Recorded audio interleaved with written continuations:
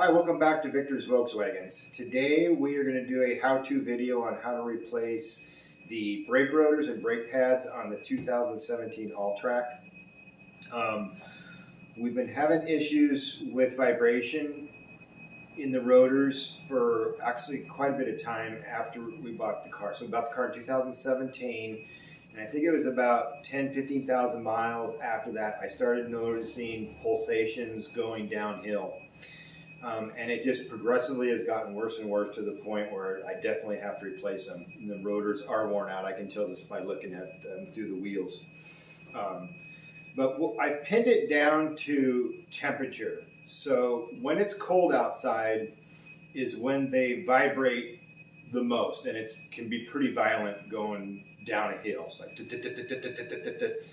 and I noticed that on a trip. We just recently went on a 2,000 mile trip through Oregon, Idaho, Utah, Nevada, Northern California, and back through Oregon. And it didn't do it the whole time I was in Utah and Nevada because it was warm. But as soon as I got back here to Oregon and started heading down the pass near our house, which is up by Mount Hood, we're about 40, 50 miles to Mount Hood. So about 44 degrees, coming down the pass, and it was just getting like violent vibrations, like it's getting dangerous. So decided I'm going to go ahead and just get rid of the stock rotors and go with something different. So one thing I wanted to say is I really love this car. This 2017 Alltrack I just love this car. My wife can't stand it. We had a 2012 Tiguan, and she loved it, I think, because it was small and cute. And I like that car too. It was a really good car. But we needed something a little bit larger, so we ended up getting an Atlas, which I enjoyed and I liked, but my wife just could not stand it. So she wanted to get another Tiguan. We went to the dealership and started talking to the salesman, and next thing you know, he was showing us the Alltrack. We wanted a four-wheel drive car. So the Tiguan was four-wheel drive, 4Motion, and we wanted a 4Motion car. And I test drove this car, and the thing that sold me on this car is it had the DSG transmission. I mean, it's got paddle shifters on the steering wheel, and I just thought that was just the coolest thing. I'd never owned a DSG, but after driving this for a long time, because I'm a stick shift guy, I love to row through gears. I got my old Rabbit, and I love driving a stick shift. But after driving this had this since 2017, I really enjoy the DSG. It's quick, the shifts are lightning fast. It's a faster car than, I mean, the reason people drive DSGs and like them, Golf R, whatever it is, they're just faster. The shifts are so much quicker than you can ever shift a manual transmission. And then we did, and I talked about this on a prior video, did the stage 1 tune to this car, and it is just perfect right now. It's 200 and I believe 45 horsepower and 280 foot-pounds of torque, give or take a few horsepower here and there on that. On the other video, I had spec sheet, and I'll post. So that's from a company called Unitronic, stage 1 tune, and this car is just perfect now. And drove all the way through Utah, Idaho, Utah, Nevada. The speed limit in Idaho is 80, so everybody is going like anywhere from 85, 90, 100 miles an hour. And we drove that way all the way through Idaho. Utah's 80 miles an hour. In fact, in areas south of Salt Lake City, once you get out of the main city limits, it goes to 85. So it just steps it up even more. So this was driving this car 90, 100 miles an hour for probably 60% of the trip. And it drives so good at those high speeds. There's a certain point where between 70 and 85 feels good, but once you hit 90 miles an hour, this thing just smooths out so nice. It's like planted. One thing I also like about this car a ton is it's really good in the wind. When we had the Atlas, I drove it up to Seattle in very windy conditions, and because it's a big SUV and it's high up off the ground, you really feel that wind. But this car we had some pretty high winds on this last trip, and 90 miles an hour, high winds, and it just is perfect. So I just can't say enough about this. So obviously, if you're watching this video, you probably have an Alltrack. Highly recommend a stage 1 tune. I've put 15, maybe 20,000 on this car with the stage 1 tune. Had 0 problems. So it's been completely reliable. Still have the same small turbocharger, which is nice because it does spool up quick. So it's not like a GTI. This is an they call it IS-12. The GTI has the IS-20, and then like the Golf R has the IS-38, I think is what it is. So it's just bigger turbo. But no, super excited about this car. So what I ended up going with, and I'm sure if you're like me, the reason I like to do a lot of my own maintenance on the cars is because I want to save money. I'm retired. I'm on somewhat of a fixed income, so I don't have a lot of disposable income to just throw at a mechanic and have them do a job like this. So like brake rotors, pads all around the car. If I were to take this to Volkswagen, it would definitely be over probably $1,000. And so I ended up buying all the rotors and the pads for just about $200. So I'll go through what I got, because this is kind of a new thing, these parts here. I have not bought this brand before, but I wanted to talk about it briefly. I wanted to go with OEM rotors, but after having the problems with the factory rotors, I didn't want to go that route. So I looked at some of the popular websites on the internet, and it gets pretty expensive. So like Brembo rotors that aren't even cross-drilled, they're not vented or cross-drilled. They were running like $200 a piece. So I started going online, and I noticed this company. I know some of you might be like, oh, I can't believe he bought this stuff. But I'm giving it a try, and I'll tell you why.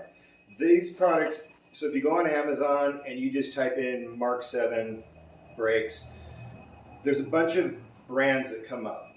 And this brand came up, Detroit Axle. And when I first saw it, I thought, you know, this is more of that Chinese crap. That's why it's cheap. But I saw quite a few of them that didn't seem to be from like a big manufacturer. So what I did is I thought, well, this is too good to be true. Pads and rotors for $199.51 on eBay.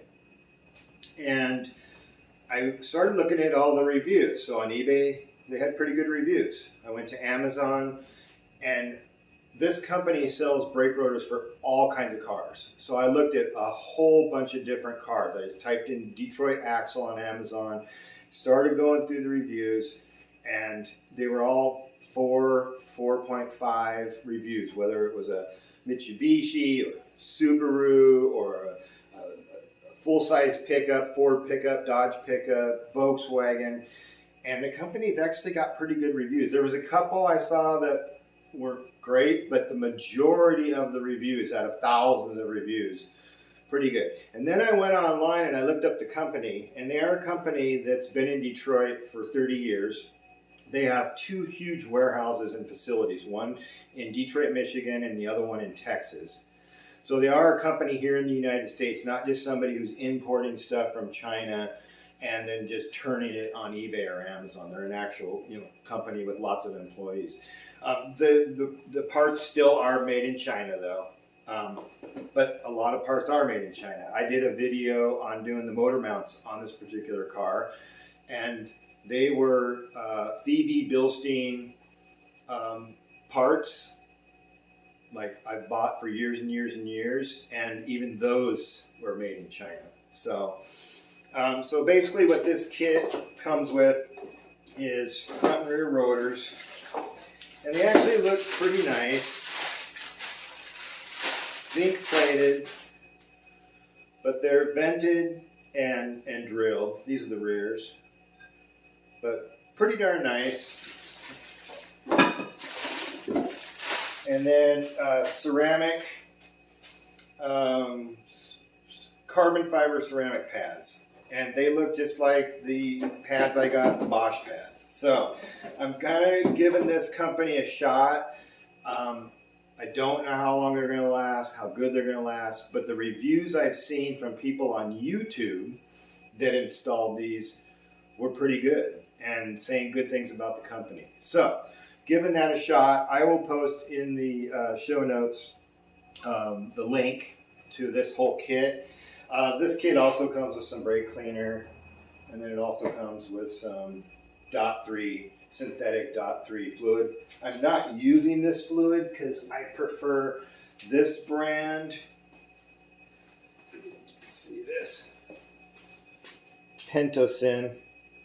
Believe this is a German company. I'm not sure, but I've had really good luck with this. This I got at Napa Auto Parts. I'll post a link to that too. I am going to do a brake flush too in this video.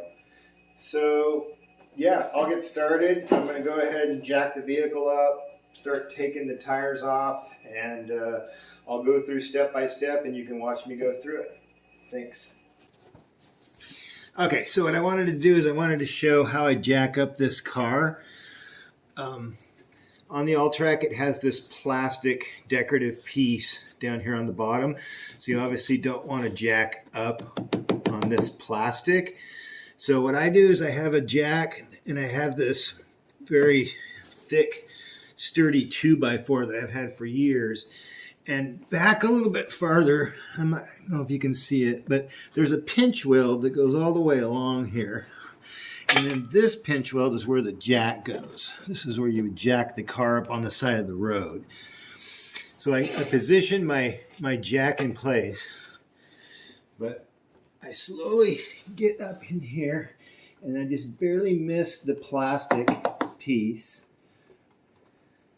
Get on the pinch weld, and then I'll jack this side.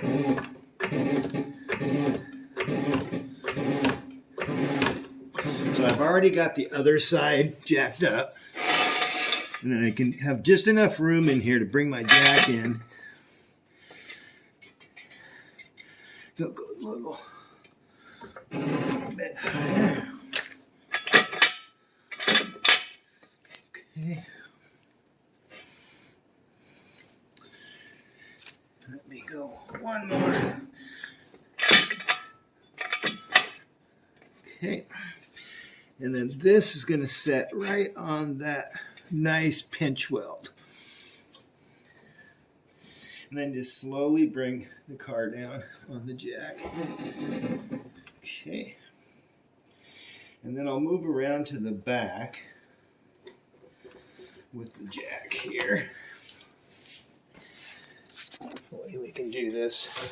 I'm still making videos with just my single cell phone, so bear with me.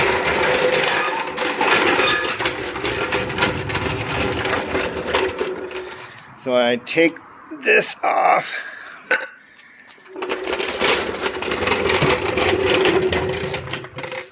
And what I do,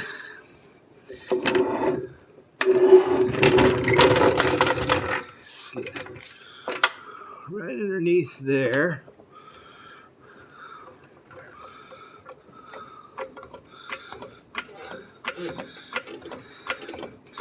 and the nice thing about this car is because it's so stiff, jacking this side jacks the whole other side. And it's not quite as high off the ground. You can see how that will.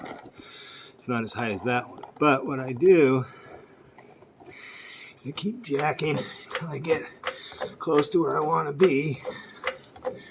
And then I got my other jack stand here.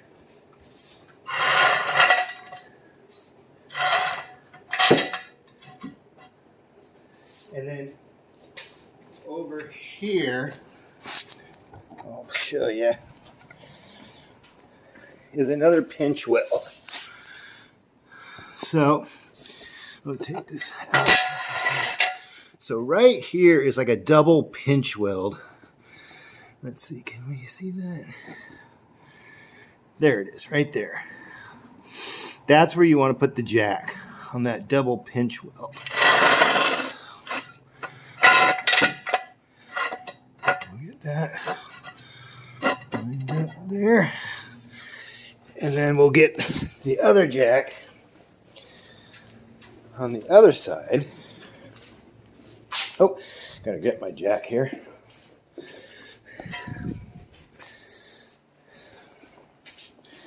And then it will go on the other pinch weld, which is right here.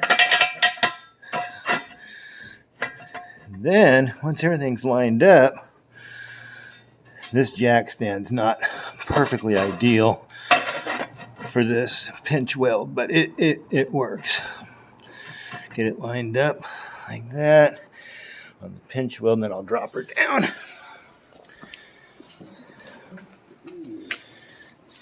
Okay.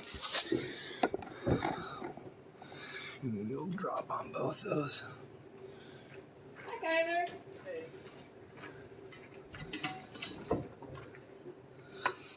Okay, now we've got all 4 wheels suspended to start the brakes. So I just wanted to do a quick video on how to do that. All right, so I'm behind the camera now, and the first thing you need to do before you start working on the brakes is you need to make sure that the reservoir is going to be a bit low, because when we're doing the brakes, we're going to be compressing the calipers, which is going to basically push more fluid into the reservoir, and it can overflow. And brake fluid is really corrosive, so you just want to make sure that it doesn't overflow. Otherwise, it's going to get all over the engine, and it's very corrosive. So you can either use a suction bulb like this. You can get these at the grocery store. I happen to have an extraction device for doing oil changes and extracting fluids, and so I just use that just now to extract some of the fluid, so that when I compress the piston on the caliper, it won't overflow. So make sure that you suck a little bit of the fluid out of here, otherwise this will overflow. Okay, so basically I'll go over tools that you're going to need. This is for the front. So you're going to need, obviously, a 17 millimeter to take off the wheel. This is to take off the caliper. It's a size 14, 6-point, 14 millimeter. And then to remove the brake support bracket, the caliper support bracket, you're going to need a 21 millimeter socket. So you got to have these 2 sizes, otherwise you're not going to be able to remove it. Let's see, 3/4 inch drive, a little hammer. I'll show you what the small hammer's for. This is to hold the nut that holds the caliper on, and you'll see what I'm going to use that for. It needs to be open end, and that's a 17. And then a 3/8 inch ratchet. Sorry, this was a 1/2 inch ratchet. 3/8 inch. I have a little bit stubbier one here. And then this is a T30. This is for moving the discs, the brake disc. You'll see when I use that. I use a large C-clamp for compressing the piston on the fronts, and going to need something to clean the surface to where the brake pads slide into, and I'll show you how I'm using that. You can also use a hand one if you have a hand one like this. Torque wrench, larger torque wrench, And then if your car comes with these type of tools, you need this tool, this one here, to pull these caps out. Sorry, I'm trying to do this with one hand. These are used to pull the caps out. You'll see that in a second. And then these rims have a keyed so that people can't steal. It's an anti-theft is what it is. So that comes with the car here. And if you have that, it'll be in your car somewhere. Okay, so I'm going to just stand the camera up and then we'll get started. Hopefully you'll be able to see everything I'm doing here, I hope. Let's plug this in so I don't run out of battery. Edit some of this out. Boy. Oh, let me stop for a second. All right, so we're gonna go ahead and remove the wheel. So here's the little tool that came. This comes with the car, this little set. And basically these just pop in here and they pop these little plastic caps off the lug nuts. Set those aside.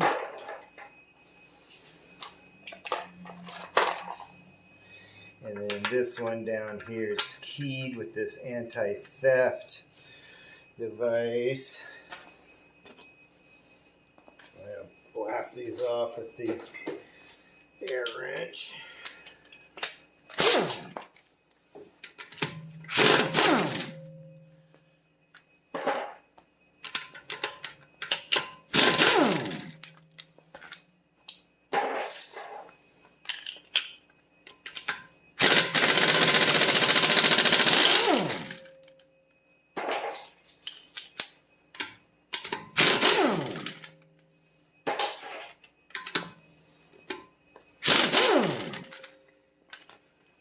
Always hold the wheel against that so it doesn't fall off and want to slide down.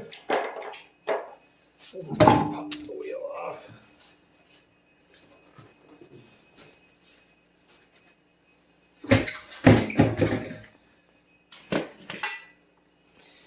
And then take the T30, and I'm just going to loosen this. These are not very tight. They're just barely on there. But just loosen it before it all comes off. Okay, so the first thing we're going to do, we're going to go ahead and loosen the caliper. And that is a 14.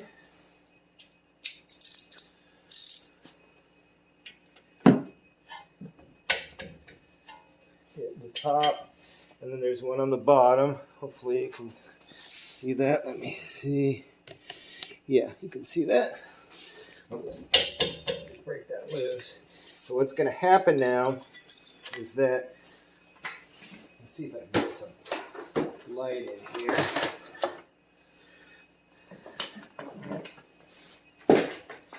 So this nut inside here wants to spin. So that's why you need the open end, and it needs to be really, let's see if you can see that, really narrow, not too fat.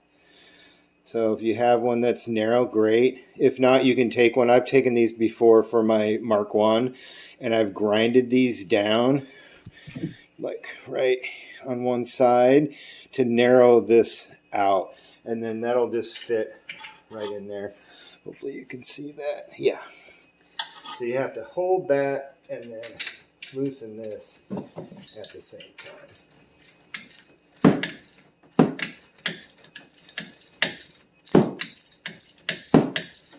It'll just spin and spin and spin. And then it'll eventually become loose. We'll put that to the side. And the same thing on the bottom. I'm going to transfer over to a little bit smaller one.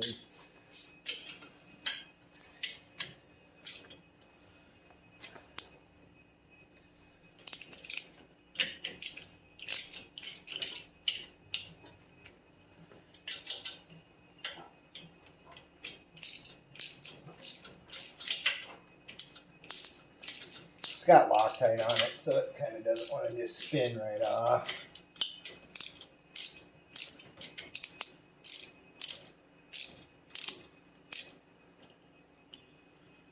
Once you get about 3/4 of the way, it comes right out. So set that aside. Okay, so now the caliper is free. So now you can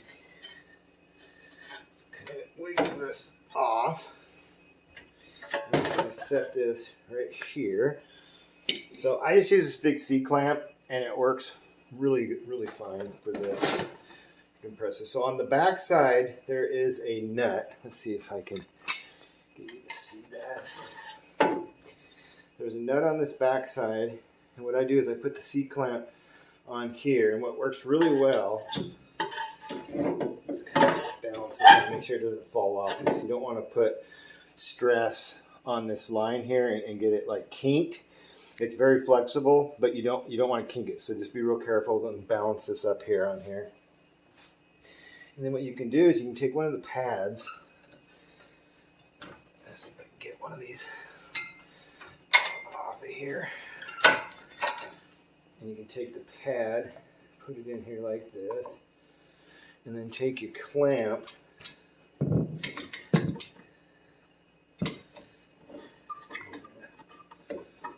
Loosen it just a hair here. So this side goes on that nut, and then this side's right here, and then you just slowly start tightening it. And you'll see the piston will just compress. And you just turn this until it stops. Right there. And then you go ahead and loosen this.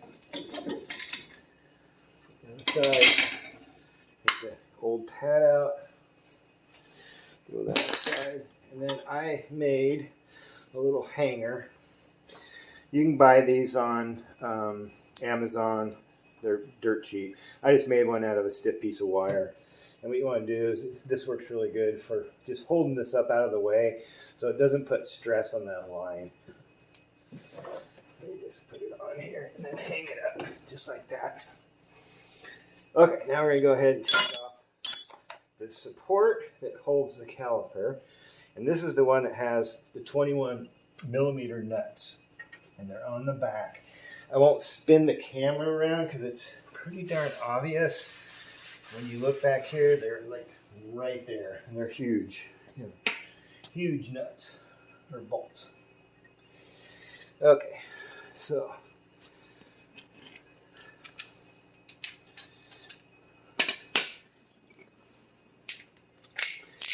I need to get my extension.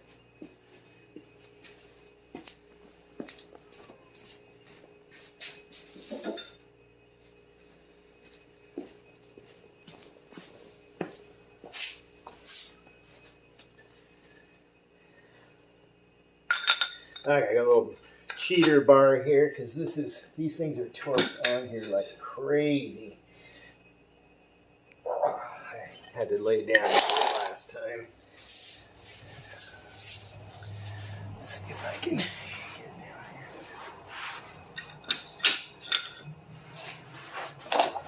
Oh. So yeah, you're going to need a cheater bar to get these up.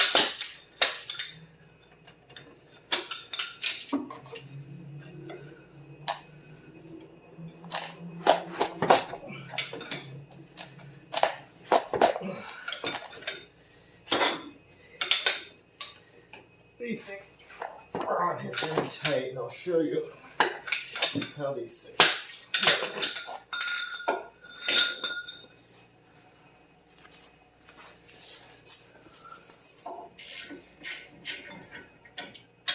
Once they're loose, they pretty much come right out, almost get it out by hand.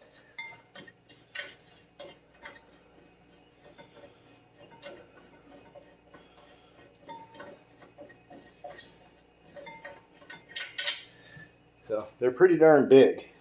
Oop. Are we still in? Make sure I'm not hitting this thing. Sorry, I'm trying to do this with a cell phone on a cheap stand. So the first one And then the second one, they just hand thread right out.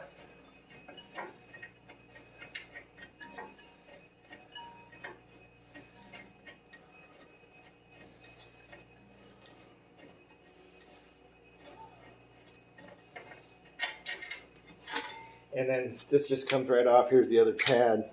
Pad slides right out. So on these nuts, the reason why they're so tight, and I learned this doing the other side, is they've got knurling on the washer. And I'm sure it kind of digs into the metal, and it's just obviously so they never back out. So I tried to torque the other side. It's 147 foot-pounds, and I didn't have enough leverage, but I just reefed it as tight as I could, and I think I was very close. Either my torque wrench is not working correctly, or I just wasn't quite there, but I got a pretty good torque on it. I don't think they're ever going to come out, but one thing I might have done different is I might have jacked up the car higher to give myself a little bit more space to get longer breaker bars in and more leverage. So you might want to consider jacking it up more than I did on this, but I'm confident that they're never going to be coming out. So just wanted to show you that, why these are so hard to get out. Okay. Now, what I'm going to do is I'm going to go ahead and clean this while I have it off. So what I use, so the pads slide in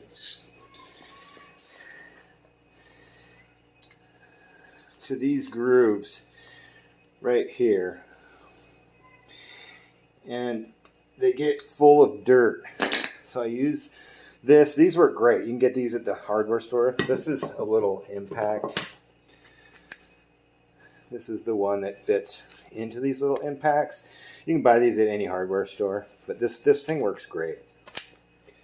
So what I do is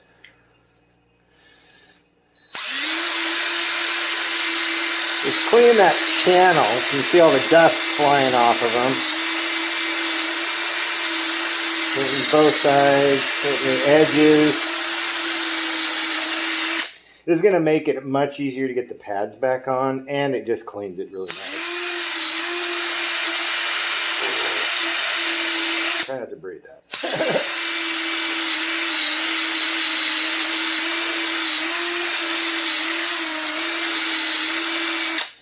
I mean, if you want, you could clean the whole caliper, but it's going to get dirty again anyway, especially where we live. It's always pouring rain here. Okay, so at least that's all nice and clean, and hopefully you can see that channel. There it is right there. There's a good shot of it there, right in here. So that's clean. Now we can go ahead and take the rotor off and loosen the rest of that T30. And I'll put that aside. And let's see if I get my mallet. I need to grab my mallet.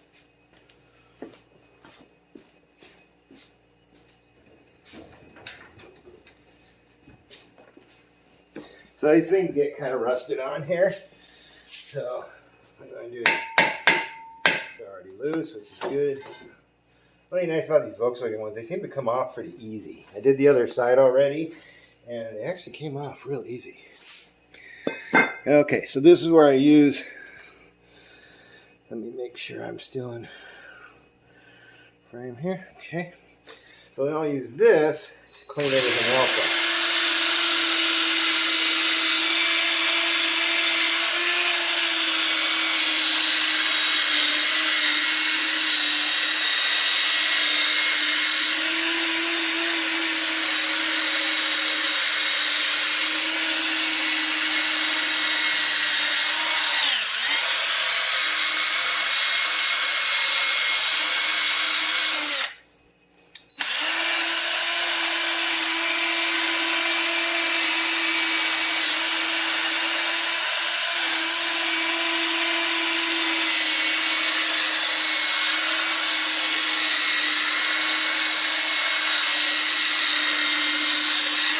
Okay, so now that's all that's cleaned off.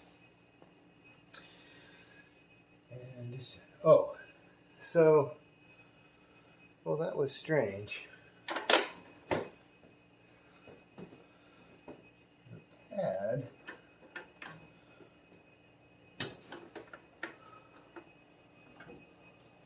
Okay, so this particular vehicle does not have the brake wear sensor, which is kind of weird. I just realized that after I pulled that other pad off, and either did the other side. So that's kind of strange, but this pad comes with this, which is strange. I would think a car like this would have this. I don't know. It's weird. There's like an area for this to go into, but nothing to plug into, which is really bizarre. Because I could have sworn that this car, here is the wheel bearing sensor, but no, there is no. Let me look on the other side here. I don't think there's on the other side either. No. Okay. So, Golf Alltrack, at least this one, 2017, does not have a wear sensor. So I'll put that pad on and I'm going to put it into this. It's so strange because there's a holder for the wire right here. No wire. Yeah, it's just the way it came from the factory. So that's kind of strange. Okay. So let me wash my hands real quick.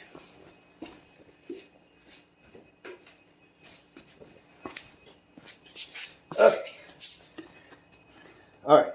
I am going to plug these Tubbo towels from Napa Auto Parts. These are the greatest hand cleaners ever. So I need to get more. I think I'm almost out. Hopefully I got a couple more left in here. But there's these great little towels that just unfold. You can see how dirty my hands are. There's this brake, but I've had like been working on like transmissions with just grease, and these things are fantastic. Highly recommend. They got liquid in them, but they will clean your hands so fast. And I have, orange hand cleaner and stuff like that I'll use also.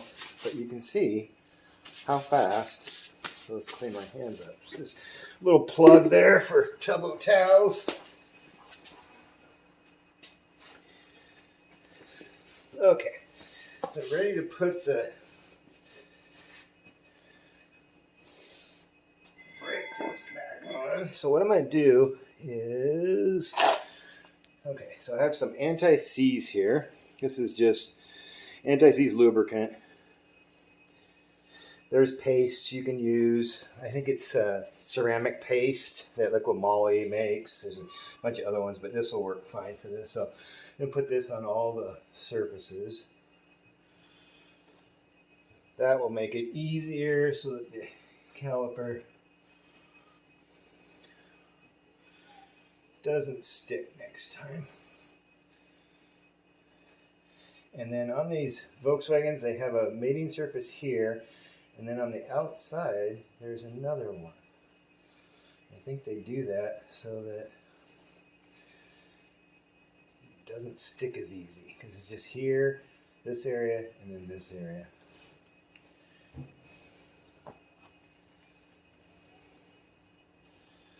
Okay. Just want your hands to be clean when you're grabbing the brake disc here. And let's get this lined up.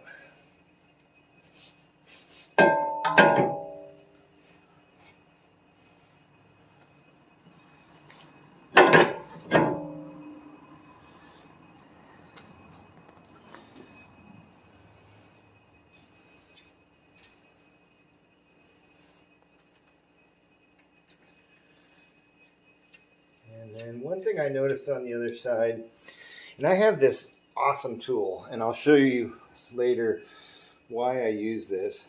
This threads into where the lug nuts go, and it helps you to get the wheel on later. It's not so bad pulling the wheel off because they just kind of come out and off, but trying to line these up. But one thing I noticed on these discs is there was a little teeny bit of play in here. So I made sure that a couple of these threaded in real nicely. And I would imagine once you tighten the lug nuts, it kind of centers it. But I just checked just to make sure it wasn't like catching. And then you can turn this. This is 8 Newton meters, but it's barely tight, right to about there. So it's just holds this on. You don't want to over torque it because then when it rusts and gets crappy, it's going to get really hard to get off. Okay, so that's back on. So now we can put the caliper holder back on.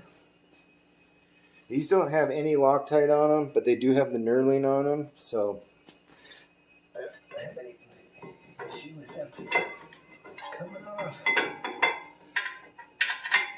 I start the top one, thread it in, just where it's just a little bit, and then get the bottom one on.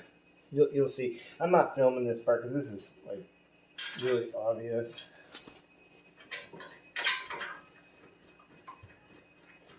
Just 2 bolts on the back here, easy to get, somewhat easy to get. Okay, so I'm gonna get that down.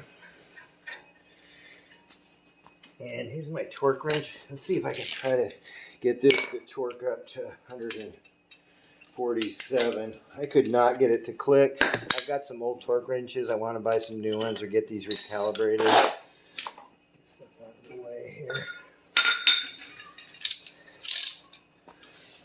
Okay.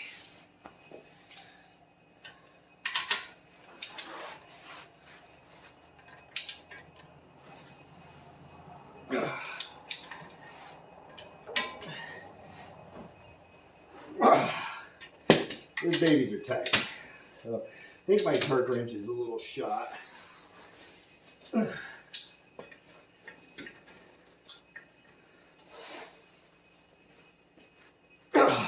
Okay.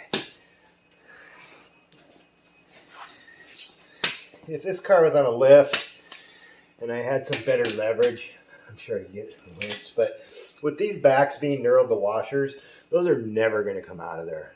So, all right. So now the pads. So I had an issue with the other side. I'll show you what I had to do. Let me get behind the camera here. Okay. Had this problem when I did the pads a long time ago. Okay. This part right here wants to catch. So I'm taking a hammer and I'm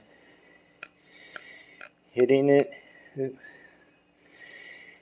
putting something underneath here. I got a block of wood and I'm hitting these corners down with this little hammer. And you'll see when you're doing this, you'll know exactly what I'm talking about. These little edges want to catch and they just needed to be folded down just a teeny bit. So I'm going to do that real quick. We'll get this back one on.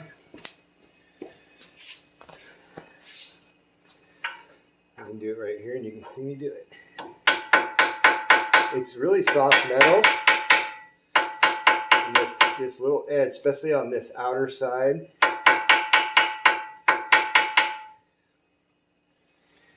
What's the catch? Same thing on this one.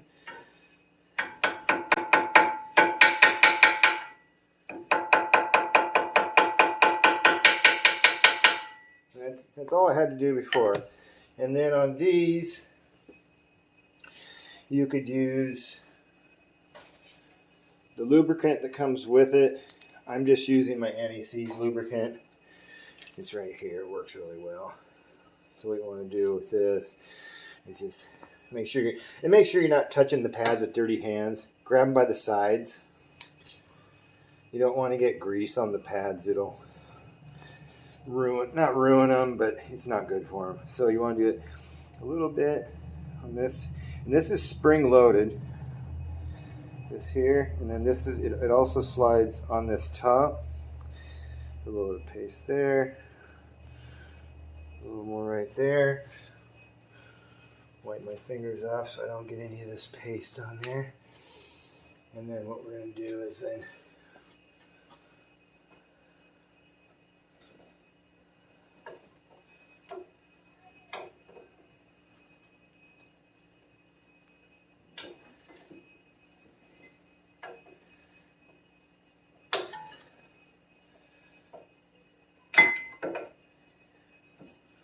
these things are a little bit of a booger to get in. Let me lay on my back for this one. You have to get them lined up, and then you have to press in. Just like that. I'll show you how to do this one. Once you see this first, the front one, you'll be able to see what I was doing on that back.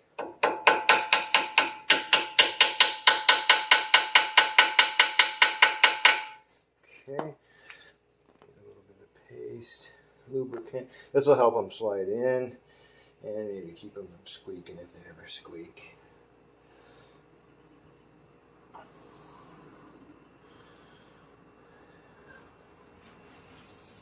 What has to happen is there's this channel, and this piece here presses in. You can see it. It's like a spring.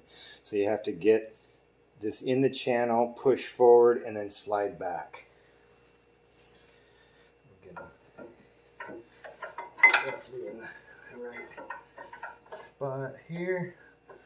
Press forward, and they just fall right in.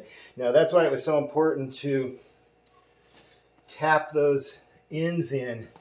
They want to catch right here. I know the last pads I did, I thought they were manufactured wrong. I couldn't figure out, and they kept sticking, and then the more they stuck, the more the ears of that wanted to come out even more. So make sure that we're doing that. And then once they sit in here, you know they're in here. And these pads have their own metal backing with this Detroit axle with this kit. So like the stock ones kind of have a removable one. You can kind of see how it kind of comes off there. But these already have it on there, so you don't need to do anything. And then there's some grease that you can put in on here. So this was why you'd probably want to use some of this grease here, and I did this on the other side.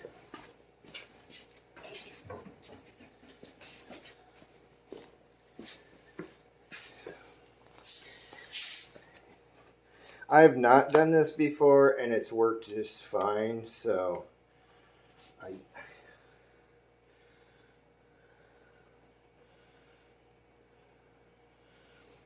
just a thin layer. Probably almost just put it right on there. I'm just doing just a really, really thin layer where that caliper is going to grab it.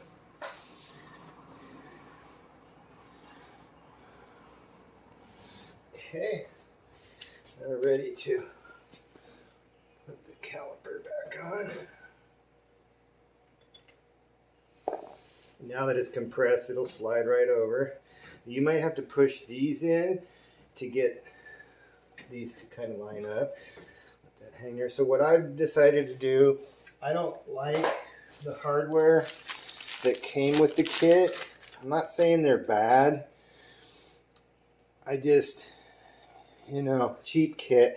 So I've decided to reuse the Volkswagen ones, but I'm putting blue Loctite on them. They already have some red Loctite compound on them, so I'm going to go ahead and just put a considerable amount of blue on here. Get this top one started. You're gonna have to lift up just to get a couple threads on there. Get a pretty good amount here. These aren't torqued very tight, so even with the blue Loctite, you'll still be able to get it off next time. Okay, get the rear bottom on here.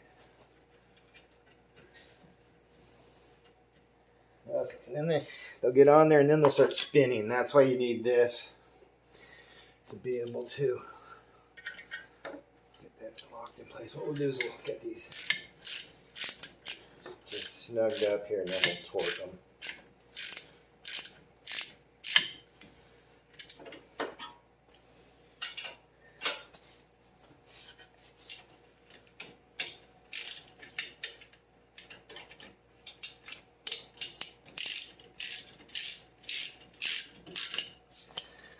Okay. And these were 26 foot-pounds. I'll put all the Newton meter and torque specs on here on the show notes. Or my grandson will put them on the screen. I think that's easier just to put them in the show notes and you guys can just write them down. Okay.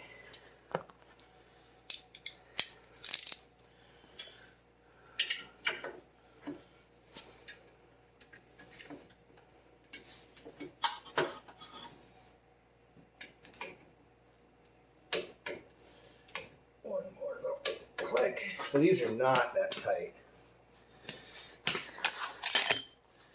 Alright, get down for this one.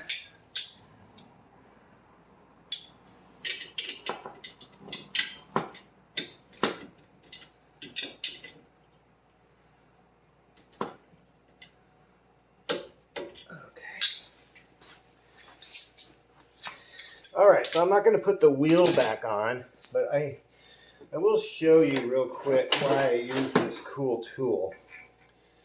Because I'm going to bleed the brakes, so I'm going to keep all this open with no wheel. But this is the greatest little tool. So you just get it in here with a bunch of thread, and you grab your wheel.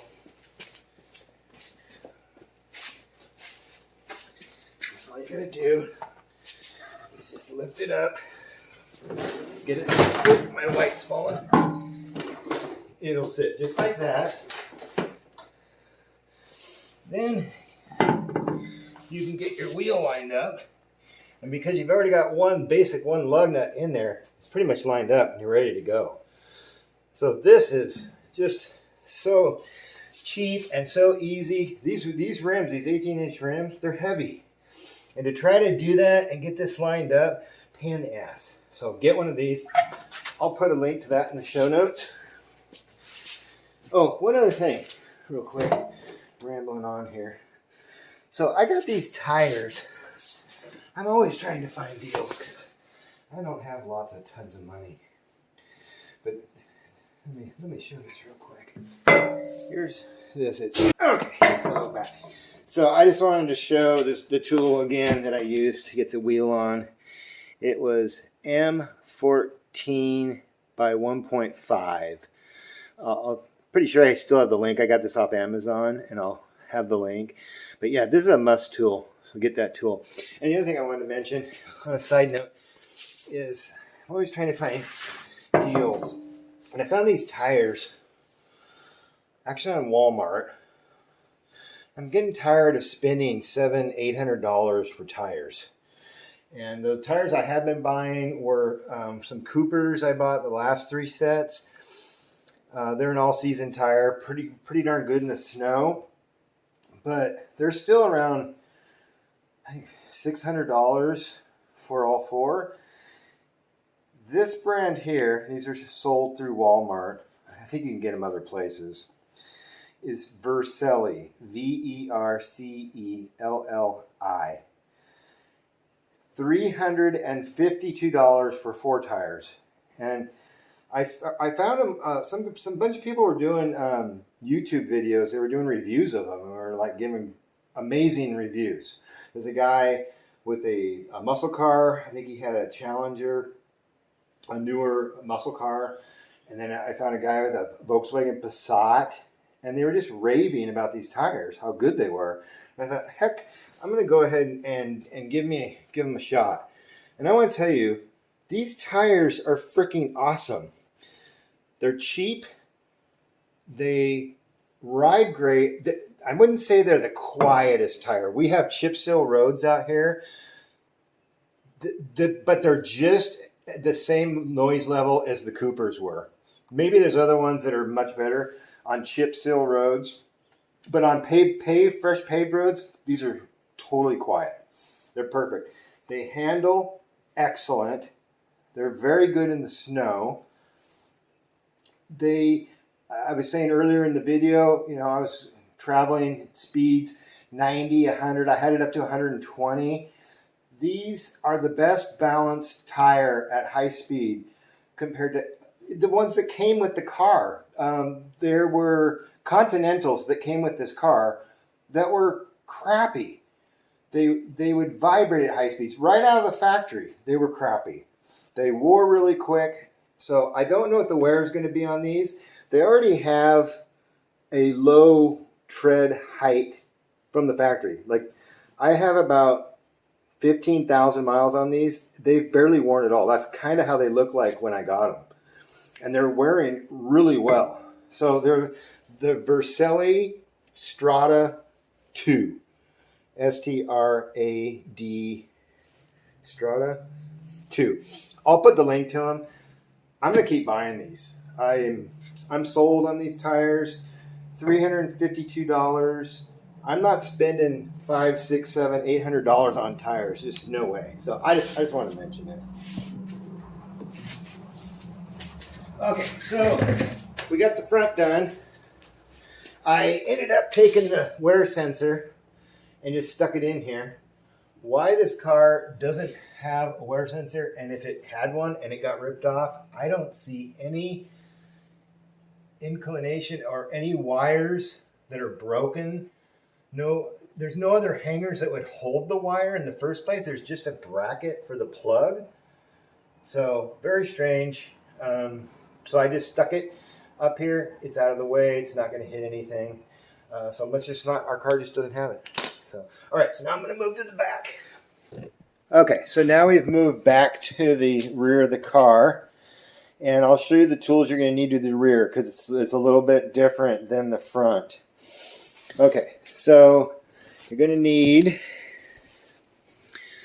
13 millimeter 6-point socket, a M14 Triple Square. So I bought these in a set. I'll see if I can post that link, but I'm sure you could buy just this particular one if you had to. So it's I don't know if you can see that, M14 Triple Square. Have to have that. Here's that same wrench that I was using before, the flat 17. You're going to need a 13-inch box wrench like this, and you'll see why you need this. This is for the lower caliper bolt. You cannot get to it on the back side with a ratchet. It's not going to happen. I'll show you why. And then the half-inch drive. I had this adapter. I'll show you why, but I'm missing a couple of the smaller adapters. So this is half-inch. So my triple square is 3/8. It would have almost been nice to have a half-inch drive. So I'm using this as an adapter to go from half-inch to 3/8. And then obviously our T30 to get the rotor off. My hammer to knock those down again on the pads. And then you're going to need this set right here. This was cheap. I think I paid $30 on Amazon. You'll need this on the Golf Alltrack to retract the piston. The Alltrack has a cable, an old school e-brake cable system. And if you've ever worked on any of those Volkswagens, you have to spin the piston while you compress it. And this tool works great. You can do it with a C-clamp like I did the front, but you have to turn it and do it. So this kit works great, and this is the setup I'm using. It's got this on the front. They come with different sizes. This is that particular size, is this one right here, and you see it's number 7. And then I've got my drill for cleaning it out. So we'll go ahead and pop this wheel off, and I'll get started. Let me make sure you guys can see what I'm doing here. Okay. We'll just kind of, oh, I gotta get my pad. So, just wanted to show you guys this. A friend gave me this. My knees are shot from working. I worked on a lot of construction jobs, and my knees are just shot. So a friend gave me this pad. I'm sure there's other brands, but I'm telling you, these things are nice. So what I'll do is move everything out of the way real quick.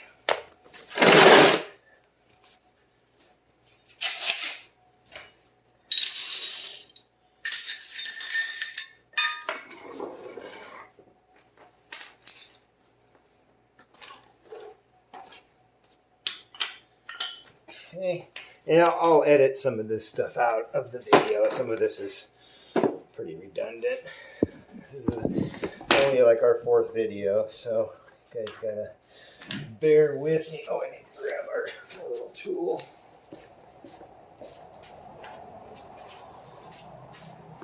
But what I'm trying to show on these videos is kind of the whole 9 yards of what I'm doing. And sometimes it goes on long, but I think I watched some videos and people just seem to miss just some key points. So I'm trying to cover as much as I can. But if it's just redundant, nothing, then I'll edit it out.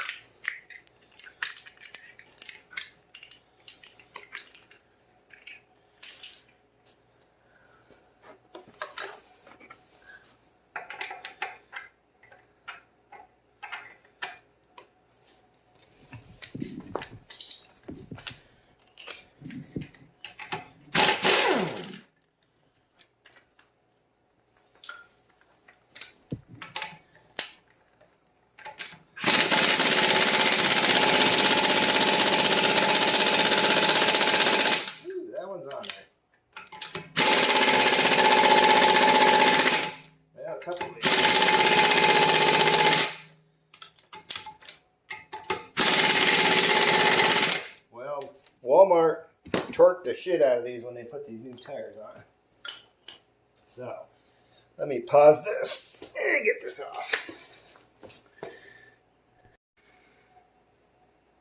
Okay. So, when you get some lug nuts that won't come off, you can take a piece of wood. Get that sucker tapped in there. Take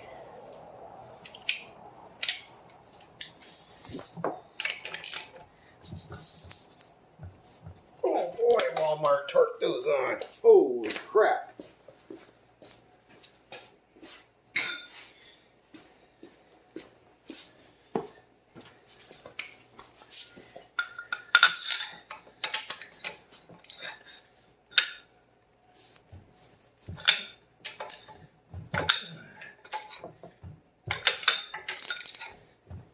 Okay.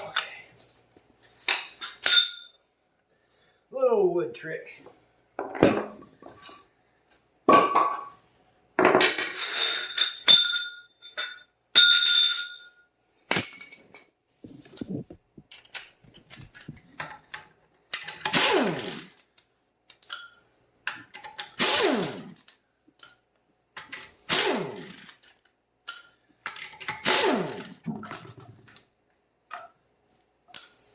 I know I'm not using an impact socket, but it's all I have right now. And it's never broken in like 20 years. That same socket still keeps working. Okay, we'll rotate these tires. They've been on for about 15,000. Okay, let's get some light in here. Okay, so we're gonna pop this caliper off.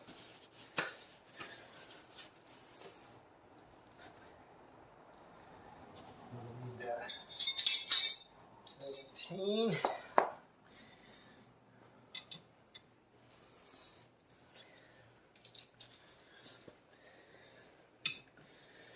Not as much room in the front here. I think I used my smaller one.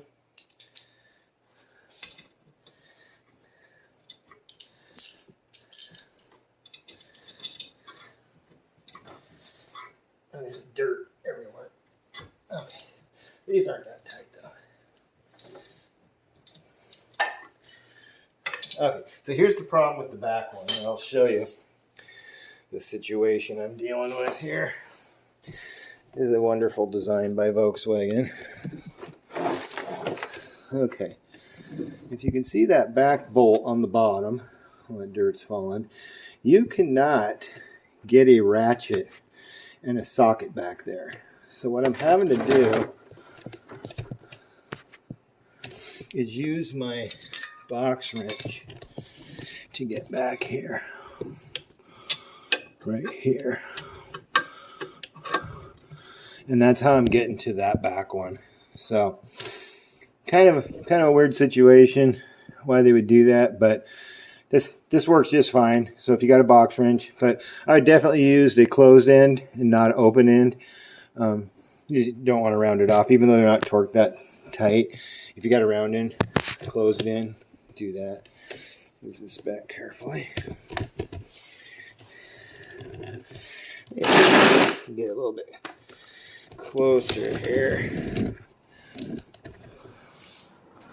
Oh, let me slide all this back a little bit.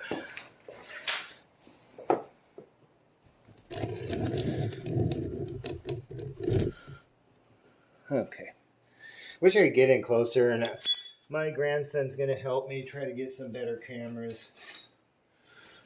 But I think you guys get the idea. So what we'll do then is go ahead and get that bottom one off first. So I was just using both of these.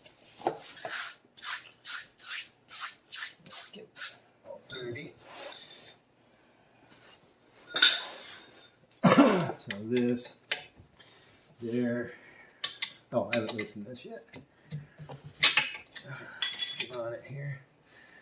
Okay, all right, broke her loose.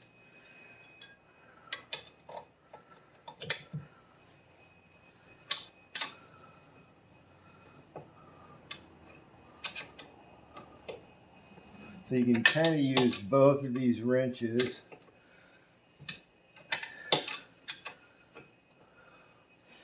to get these loose. I don't know if you guys can see that with my head here. Try to get out of the shot.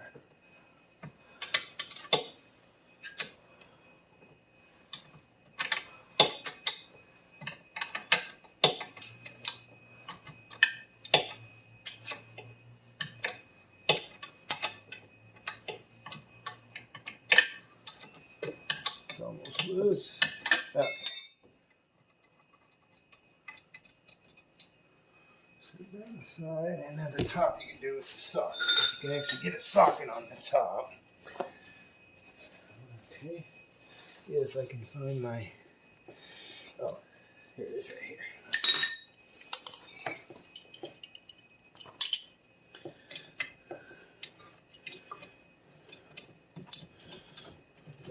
Was a lot of dirt on this thing.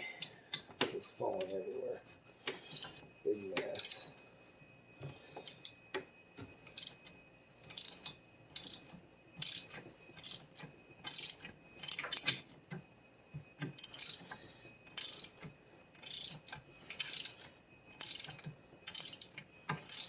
Not completely straight on this thing. This piece of plastic here keeps hitting up here, but we're almost off. And because it's not that tight, you can be off center just a hair.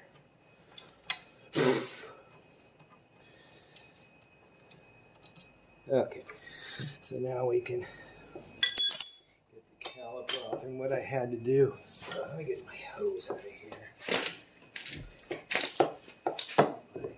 Here, hose. Here, make sure we're still good. I think we're fine.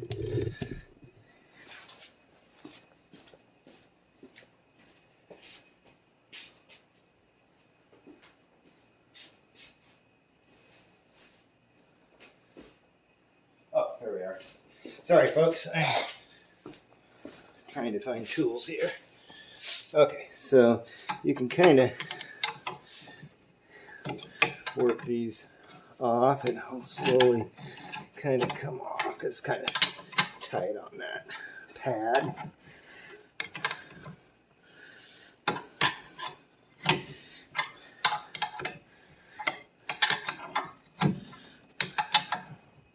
Almost there.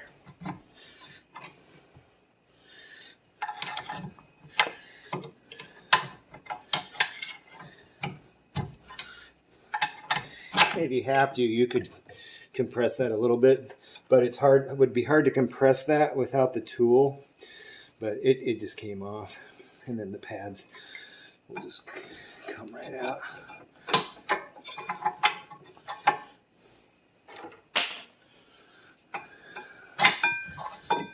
And these pads are the same. They're not anything different. It's what I like about the Alltrack. They don't have any funny clips, things that are different. Some of these I've seen when they've got all these weird clips. So the Alltrack's pretty cool because it's just simple. Pads are all the same. Front, back, doesn't matter. Front of the car, back of the car, same kind of situation. Okay, so we're going to go ahead and just kind of set this aside. And what we'll do is we'll go ahead and compress this now with the tool.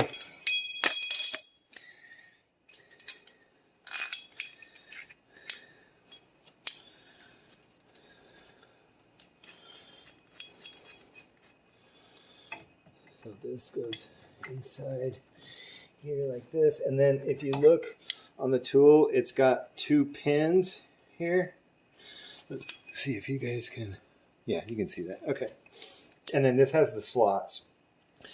So basically you slide this in here like that, get this lined up, and then you'll tighten this down. Oh, not quite in there. There it goes. And then what we're going to do is start turning this. And it's a little bit stiff. Like I was almost going to grab like a little breaker bar.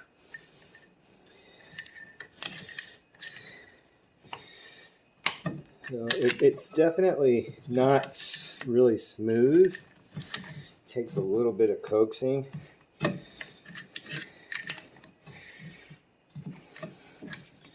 But this is how it is on all my Volkswagens.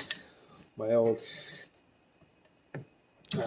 let's see, it was like that on the Tiguan, 2012 Tiguan, 2000 Passat, I think even my Eurovan years ago.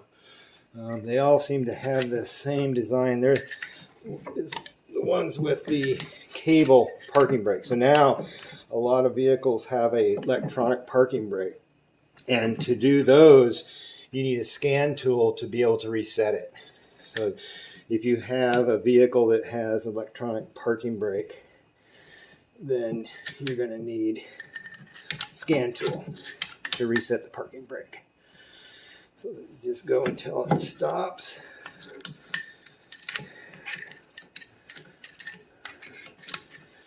See, I can turn it by hand.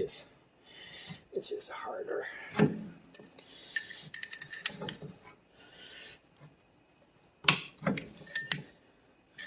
And it seems like once you kind of go in here a ways, it gets easier. So it's turning and compressing at the same time. That's why you need the tool. And then this thing kind of will get loose. So you have to realign it. Again, get this tight again as you tighten it.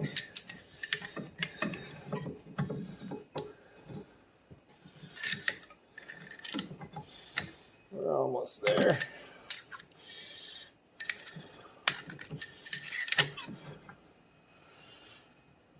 This is just like the front. Once it gets tight, it's seated.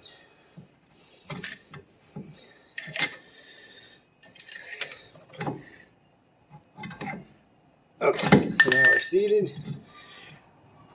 And now it won't come back off. So now you gotta take this. Okay, we kind of got a little bit of a bind, so let me get a crescent wrench.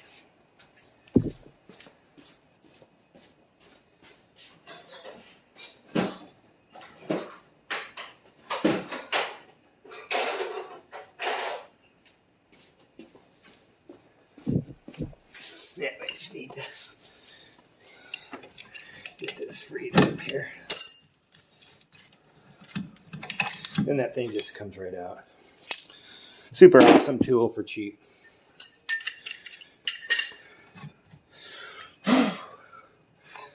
And if you want, you could clean this up.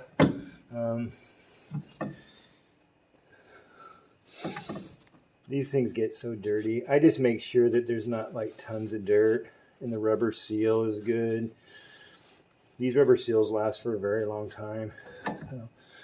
So this I don't need to hang. I don't have anything to really hang it off of, but it's got a parking brake cable on this side, and it literally holds itself in here.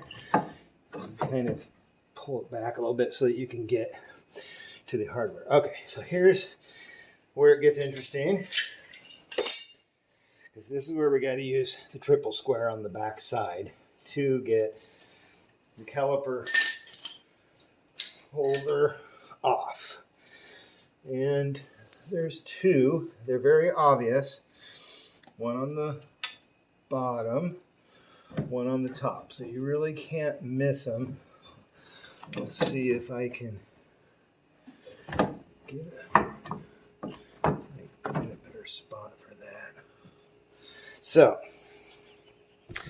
I'll try to see if I can. So this one on the top is,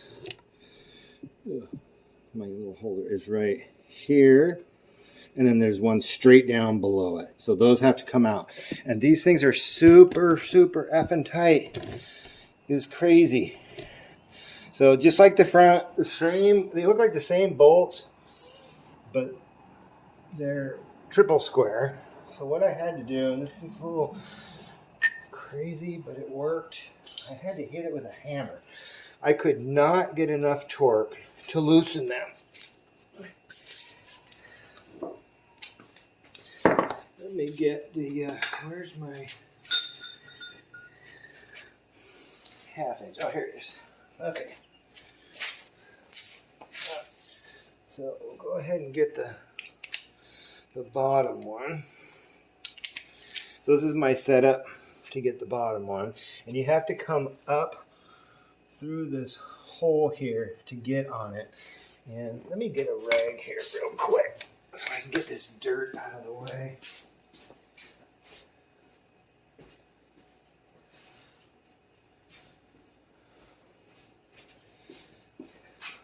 Okay. Sorry this video is so long. Like I said, if it's redundant, I'll edit it out.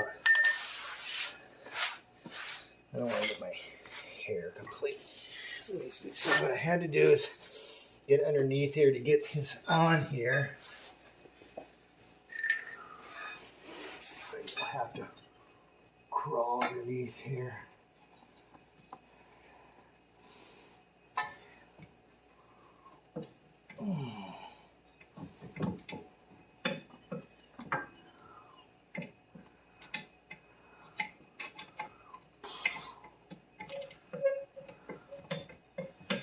And make sure that these triple squares don't have a bunch of crap in them. Let's see, did I use? Okay, use this.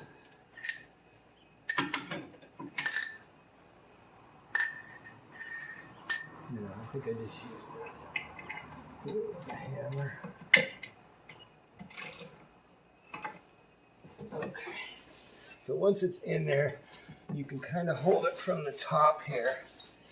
And I had to take, let me make sure I'm loosening, not tightening. Okay.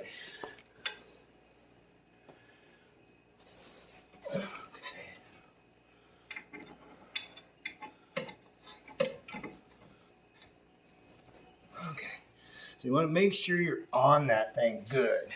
And then give this a whack. Without smashing the shit out of your finger like I almost did. Let's come off of this here.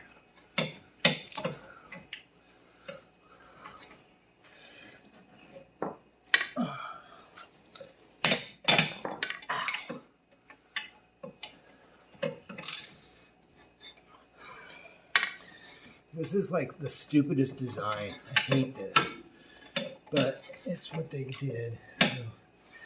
So,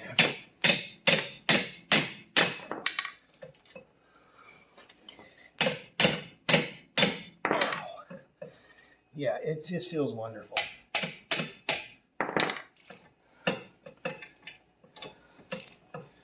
Oh, shoot, I better not be stripping. Let me slow down here. All right, I'm going to pause this for a second, see what I'm doing. Okay, I'm back. So I just wanted to make sure I was getting on that thing because it felt like it was maybe getting off and like trying to get off kilter. So I came from the back side. I got the triple square in the socket and then pounded on the back of the 1/2-inch drive and just made sure that I was in there. So what happens when you hit this with the hammer, this is why I was saying on the front, it might help to jack the vehicle up pretty darn high because you just really can't get any leverage because this wrench is only going to go in here one way. I don't know if you guys can see the wrench is down here. It's right here. So if we had a little more height, I could get a cheater bar on here, but this is the only spot when you look down in here. Now what I'll do is I'll show you. Down there, you can see, because you just don't have any room up here to even get that ratchet. So it's got to be facing down. So as long as you're on it good, you can hit it with a hammer. I wish I had a little bit more height and I could put a cheater bar on it, but that's what I'm dealing with. So basically what ends up happening when you hit it with the hammer, you can hear the knurled washer starting to break free. You can feel it and hear it. And it kind of makes a crink, crink, crink. And so I've already kind of got it broken free. So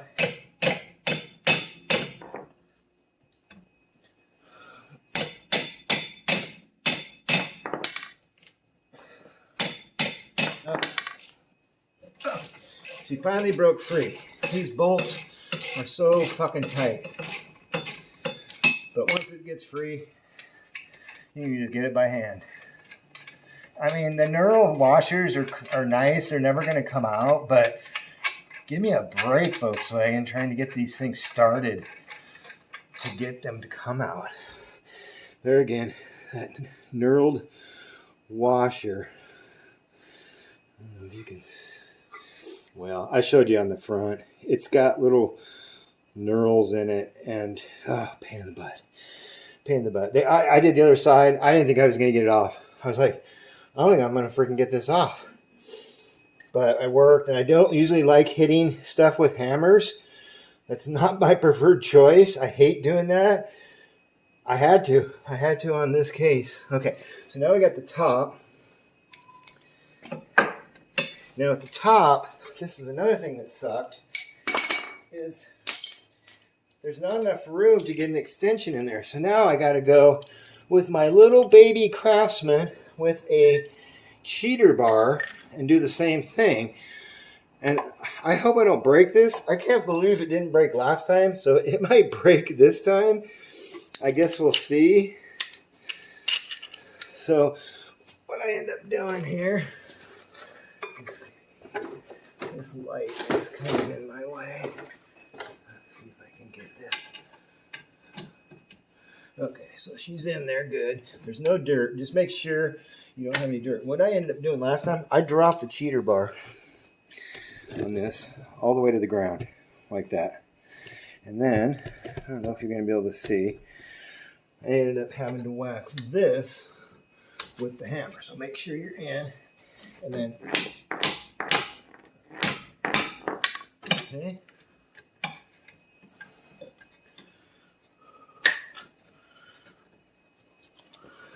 You might want to take a hammer and just tap.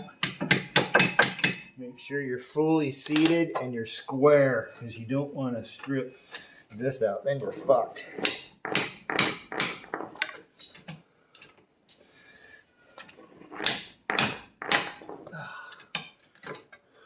Hold on, I gotta come off of this thing now. Yeah, this is a terrible design, but it is what we have. So let's see if I can't hold this top in.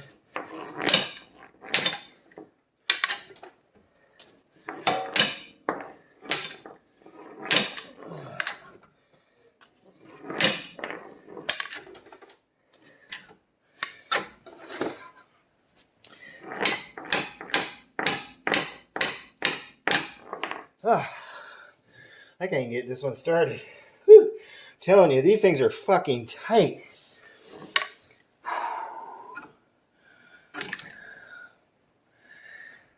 Alright, let's get this going again. I could get a ratchet.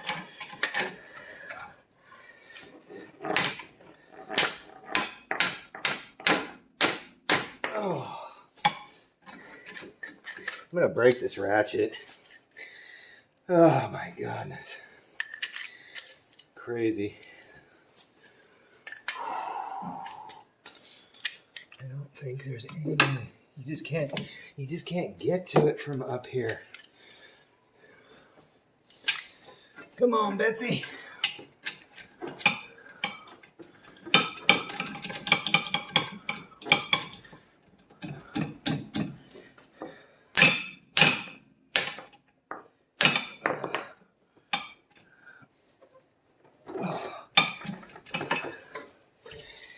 Yeah, I'm bleeding. Lovely. Now I got my cheater bar stuck here.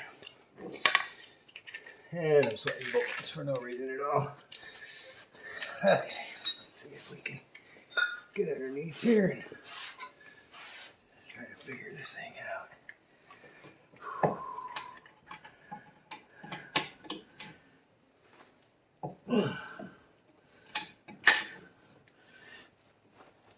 Oh yeah, we got a turn, baby. Oh, yes.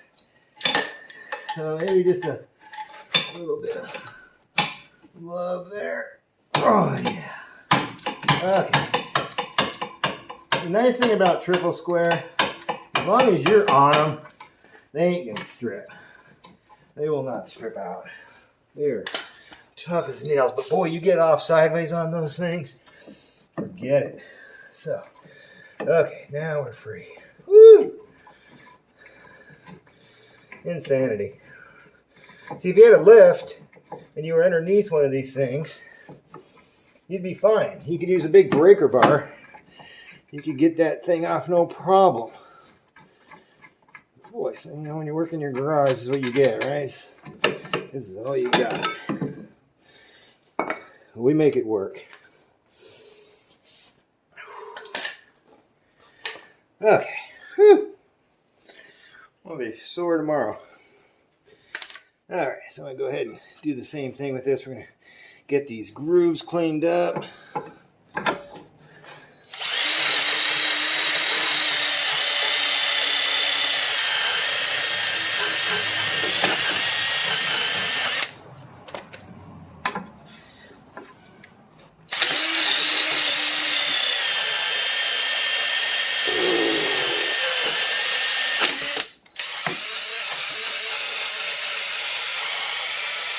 Battery's going, but we're about there. Let me throw a new battery in this thing real quick.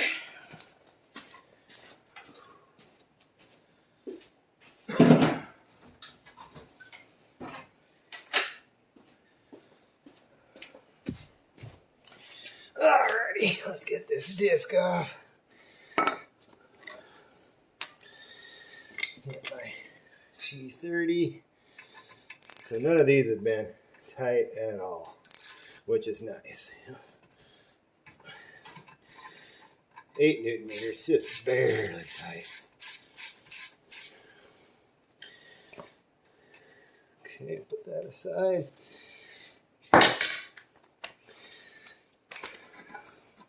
And we'll give this one a tap.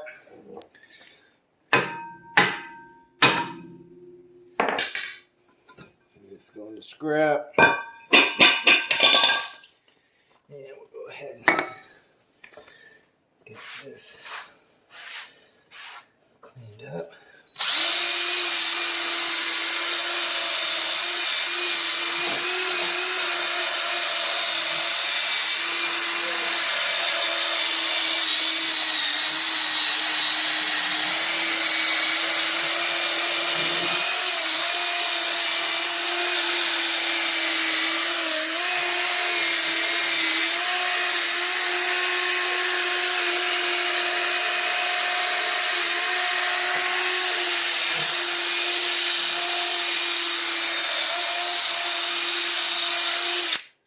Okay, make sure the dirt is out. So these are the, you can probably see the 2 holes. So the way this slides back in here is like this.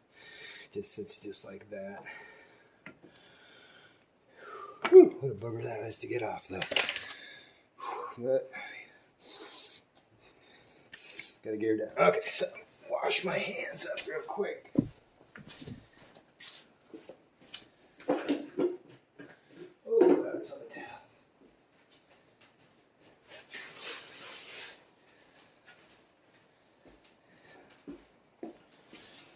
Okay, so again, these tub of towels, folks, look how dirty I am. These things are great, and this is one that's already been used. You can reuse them if they're not too dirty. But I don't know what kind of cleaner they put on these towels, and it smells really good too. It is just amazing stuff. Boy, I got cut up pretty good. But don't want to grab this new rotor.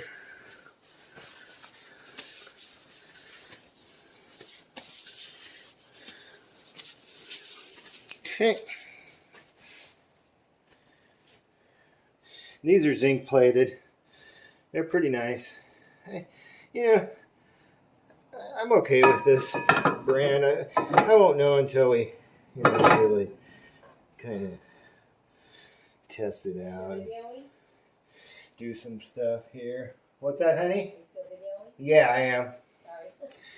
My wife wants me to come in for dinner. It's late. Let me get this started.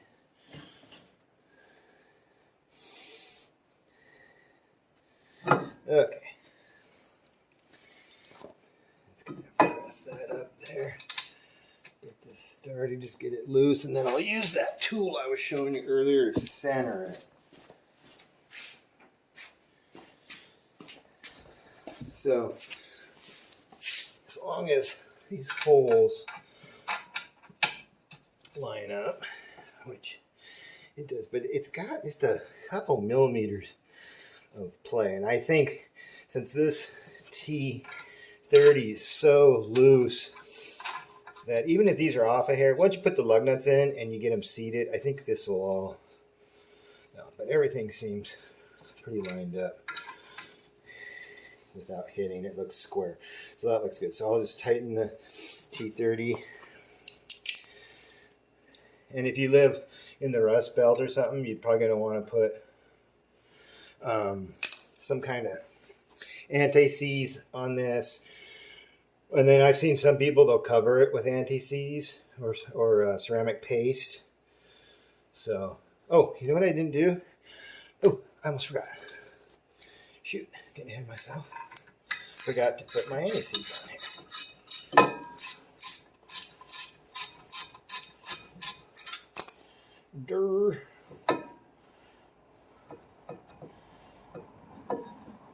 Not used to doing videos.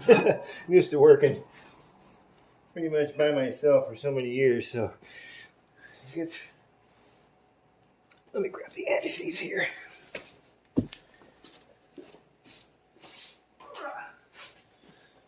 So yeah, my grandson has talked me into making these videos. He thinks it'd be fun, and I'm kind of enjoying it a little bit. It's kind of fun. Hopefully you guys are getting a little bit out of it.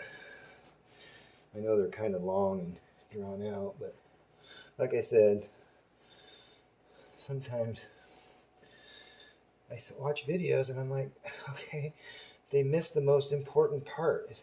You know, they show this stuff and it's like magic, it's done, and you're like, whoa, whoa, whoa, whoa, whoa. And you know they had major problems, but they make it seem like it was like a piece of cake. So, let me put a little bit more right in here. All these mating surfaces. This will just obviously help it so that it, get all this stuff off. So if you're dealing with these rotors, your hands are dirty, just grab it by areas where it's not going to get any grease on it. I think I'm there. There we go.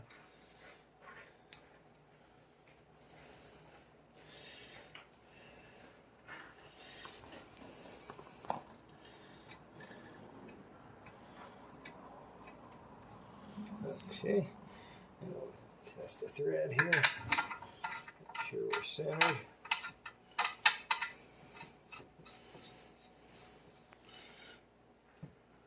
You can see how that just moves just a hair.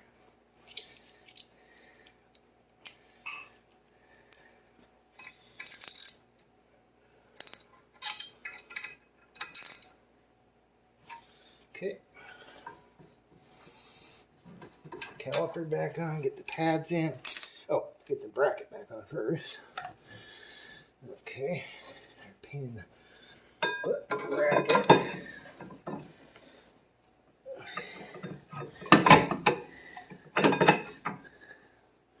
Get this top one in first.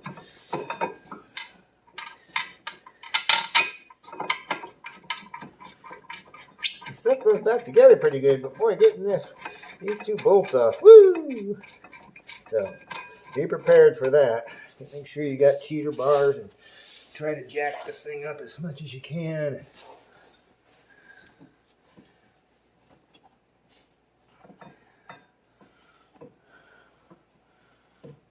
There we go. It's kind of a little more difficult to see this one, but once it kind of falls right into place, it starts threading right in. They're easy to thread in.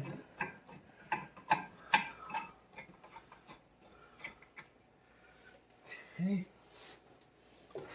Get this lower one tightened first.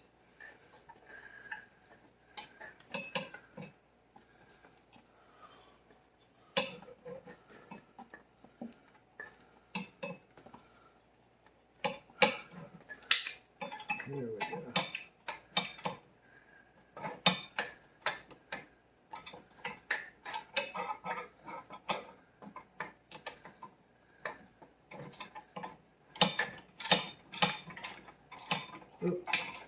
I think I'm loosening it.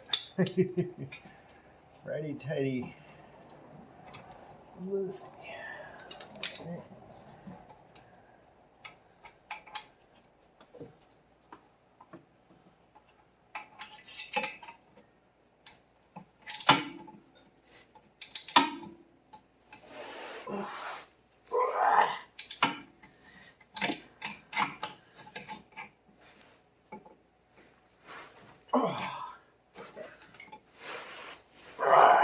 Okay, I call that tight as hell.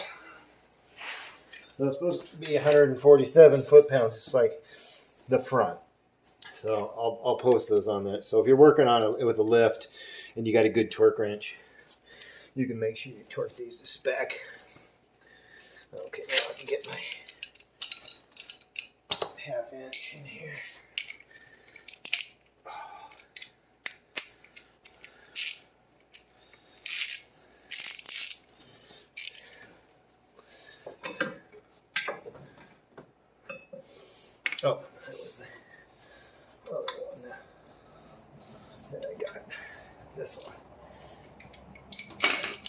Boy, I'll tell you, that old Craftsman 3/8.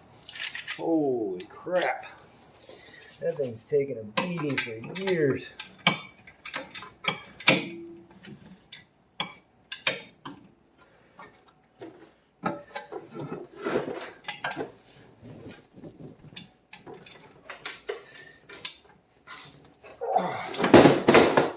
Oh, my light just goes. Oh, okay. That's never coming out of there. Woo! Okay, so now we can go to pads.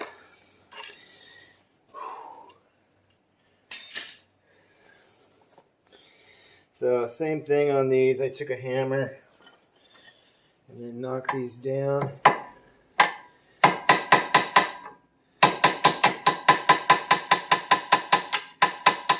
These rears are not quite as big, so I don't think they...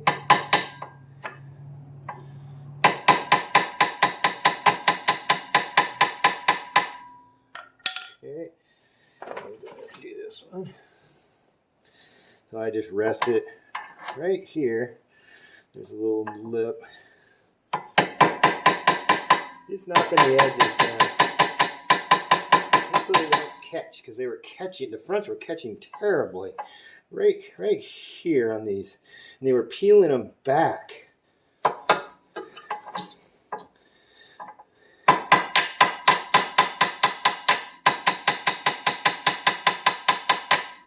Okay.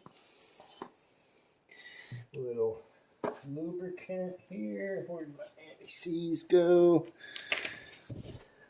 Okay. Here it is.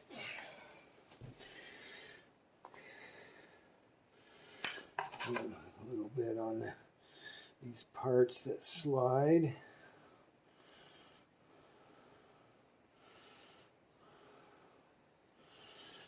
Okay.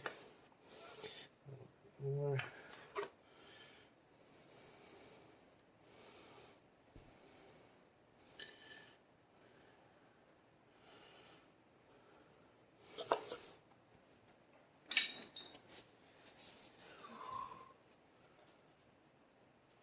So I noticed on these stock pads, there's no any sign of like silicone or maybe just a little bit. I could probably put a little bit back on there, but I'm not seeing any glue on these backing pads. But here's the silicone. Let me get some. I did it on the other side, so I'll do it on this side. Just a little bit of grease. When I did the pads last time, the Bosch ones didn't come with any of this brake grease, so I didn't really put any on there. I don't know if it's in the track dust, but I don't think it can hurt. It can't hurt anything. That piston can ride on it. Maybe it'll keep them from making noise, but they never made noise before. Okay, now let's see if we can get this back one in first.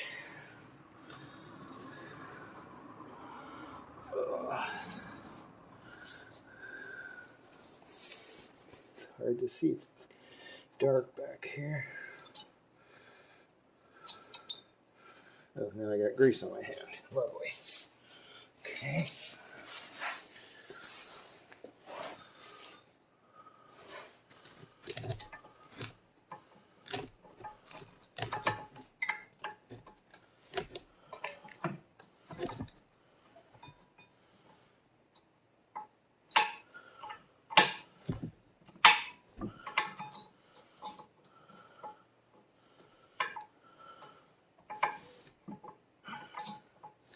It's really hard to see with this light that I have here.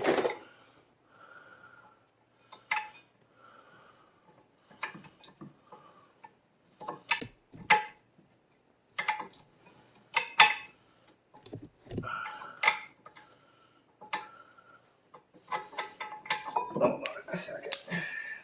These are kind of a pain. Now I got grease all over the back of this thing.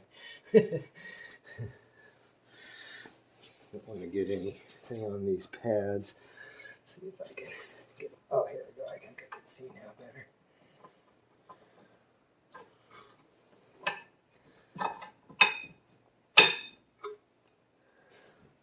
Okay, they just kind of, once they go, they just kind of sit into place, but it's hard to see the backside. But basically what they do is you get them started, and then the springs push forward like that. So they go in, they push, and then they just slide right into place. Okay, and we'll get some Loctite on our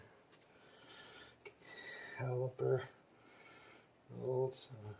Do same thing on these. I'm going to reuse the Volkswagen ones. They just seem way better quality. These aren't very high torque, but I don't know. Sorry this video is getting so long, but start to finish you're going to see how all this stuff is playing out.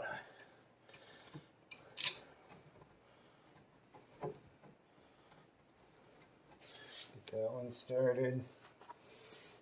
The bottom one's started.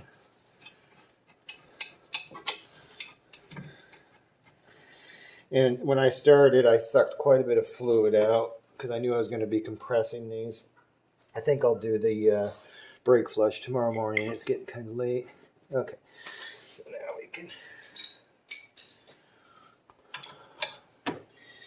get these tightened up. Where's my other ratchet? There it is. Oh boy, what happened when you torque these down? This ratchet got stuck. All right, well, I think we're just going to have to use this one.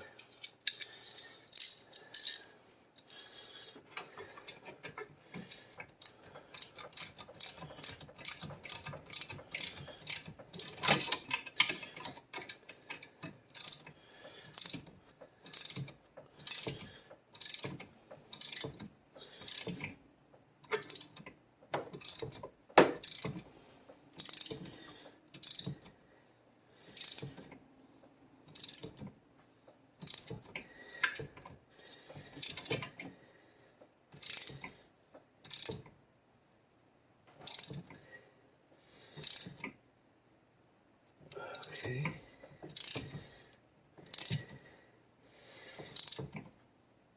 All right, that's tight. I'm not torquing these top ones. I can't torque the bottom one because I got to do it with a box wrench. So we're just getting them doing there. About 26 meters, which 26 foot-pounds, which is not that tight.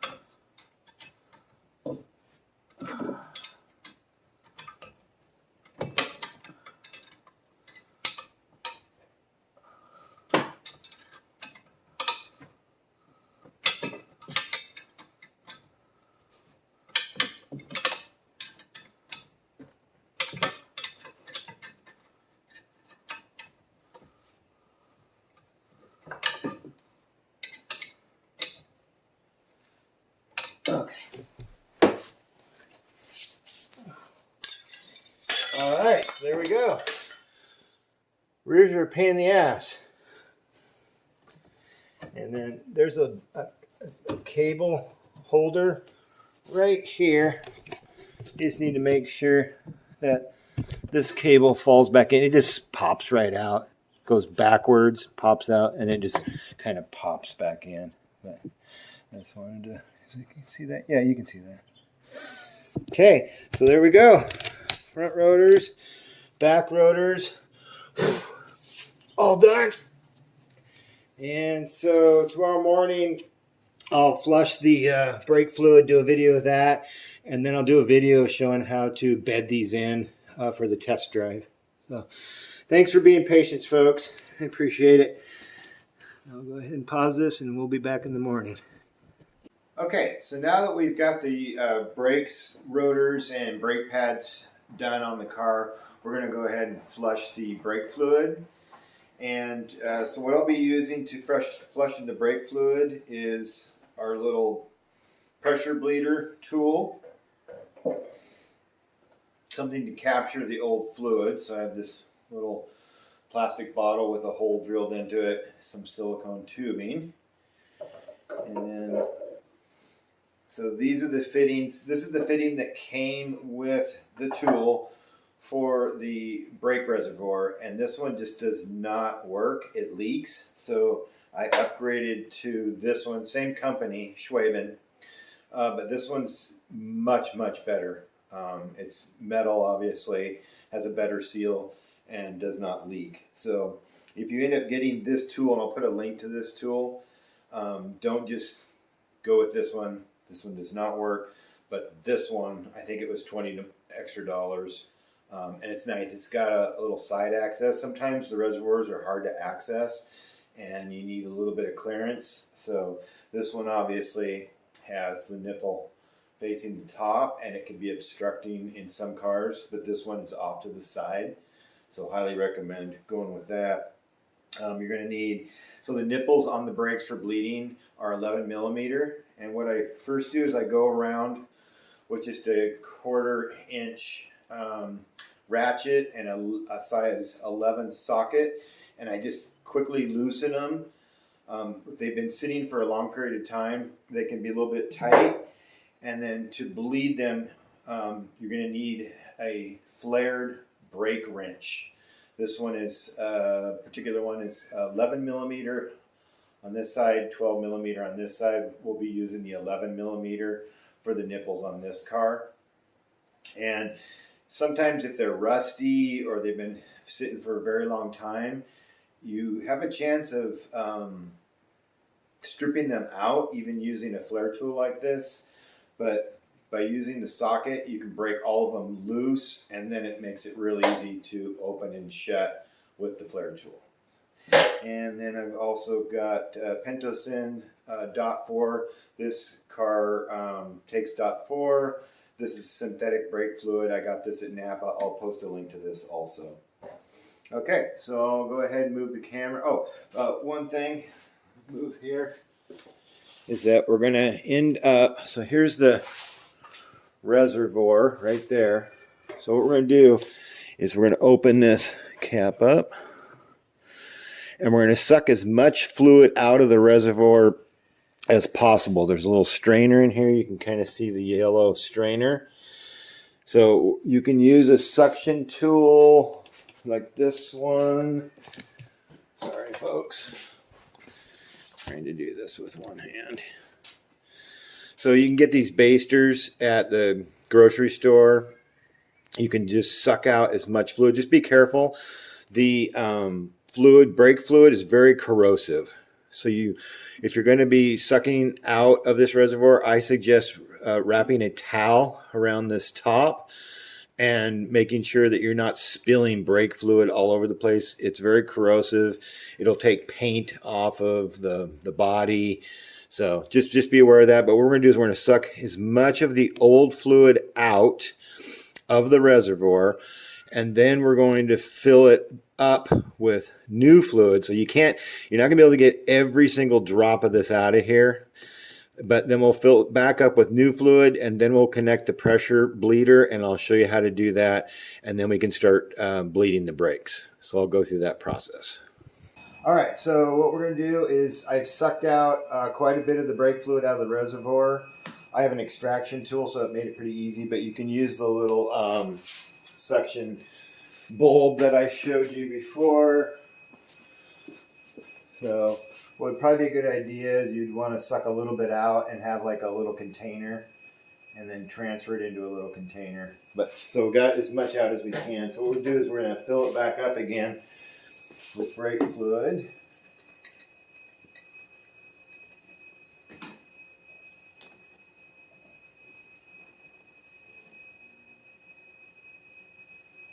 And this has a little strainer, so you have to go slow.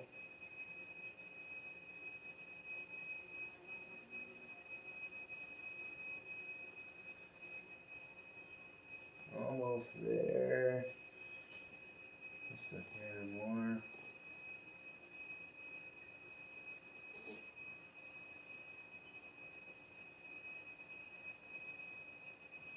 Okay. That's pretty much full there.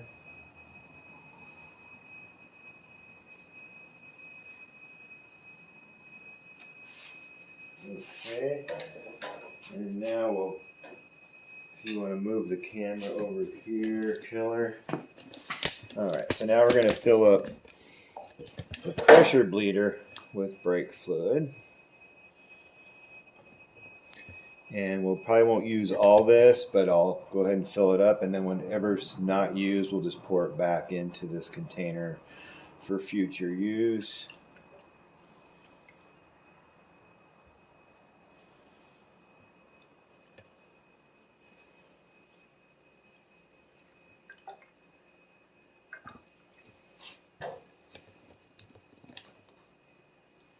Find a little rig here. Okay, and we'll find the cap here.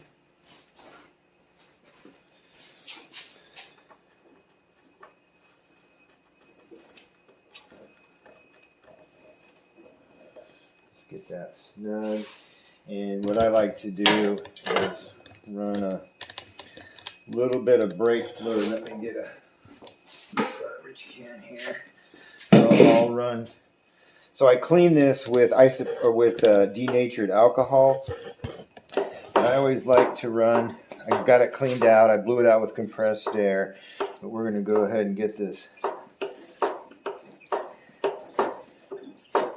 Oh, I know why it's not working, because I need to get a end on this. Probably should bleed that air, Yeah. the excess air. Okay, so now I can dump the rest of it here. Okay, that flushed out any little bits of alcohol that was still left in this tube. So now what we're going to do is we're going to go ahead and, so this has a nice valve on it so you can shut it off. And here's that red cap I was talking about in the first video here. So we'll get that locked into place. Try to find a place where that can sit, and then we're going to screw this on.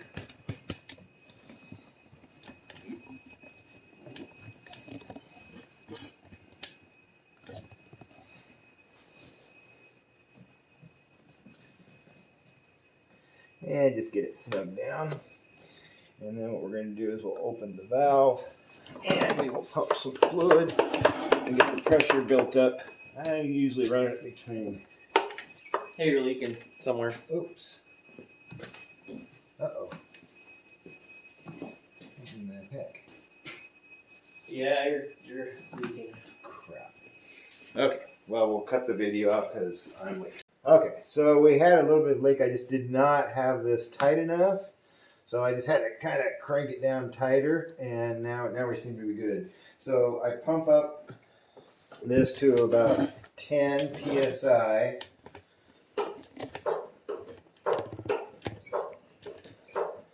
And then what we're going to do is once we get up to 10, we'll go to the back brake. So you always want to, the killer wants to bring this around. I always want to go from the farthest, which is the rear of the car, and then you go to the front. So I don't know if the killer can get close enough, but here's the nipple. Hold on, give me 1 second. I gotta That's fine. bring it down. I got a lot. One thing I don't like about this one is that it takes forever to get it ready to go down.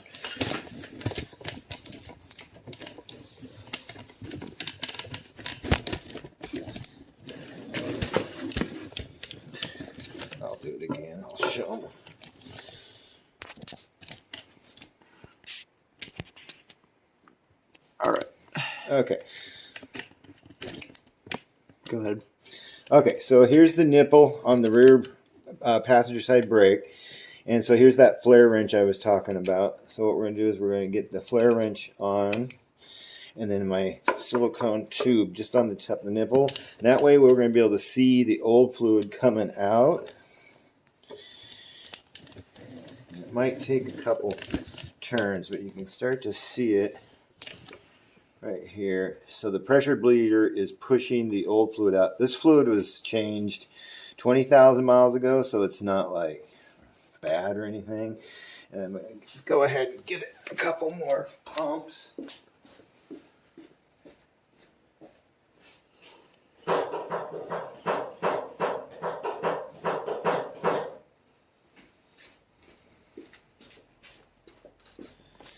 Okay, so that old fluid is pumping out of here, and it's pumping into the bottle. And if you see, when you lift this up, you can see the fluid flowing.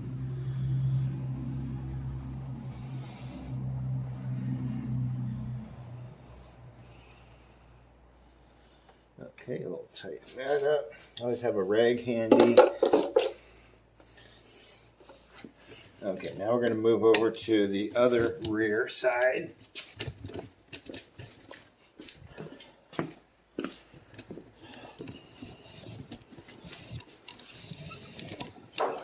Okay, same thing.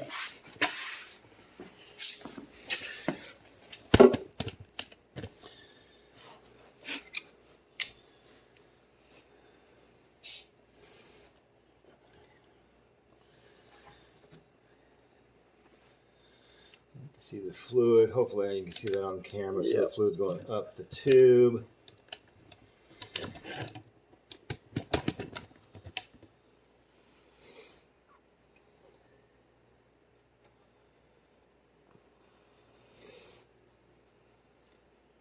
And it's filling up this bottle. Okay, well, go ahead. Oh, a little bit spilled out of there. Get that cleaned up. Okay, and then we'll move to the fronts. Shouldn't it be the other side because the master cylinder's on the other side? Yeah, we can go to the other side. It's not going to matter because it's going to flush the lines out.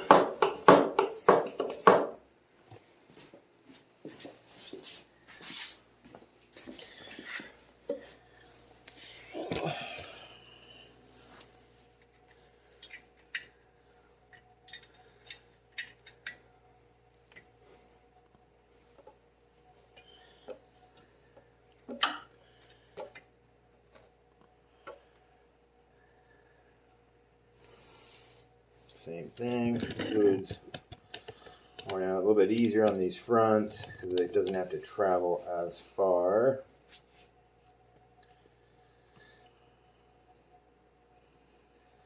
So that's what's nice about the pressure bleeder. You're constantly forcing fluid in, so it's evacuating all the air out of the system.